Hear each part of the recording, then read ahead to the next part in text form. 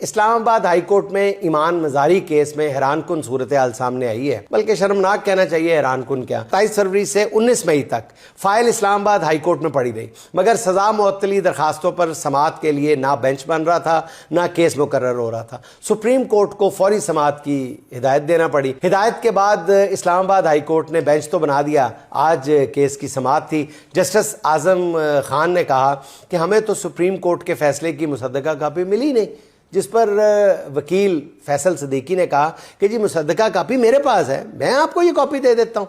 Justice Azam Khan ने कहा कि ये कॉपी ऑफिस में जमा कराएं। फैसल सिद्दीकी ने कहा कि फैसले की कॉपी जज साहब मैं आपको देने की कोशिश कर रहा हूँ, आप वसूल फरमाएं। जज साहब ने कॉपी लेने से इनकार कर दिया और कहा कि नहीं मुझे ना दें, ब्रांच में जमा कराएं, और वो अदालत से उठ के चले गए और केस की अगली कोई तारीख भी नहीं दी।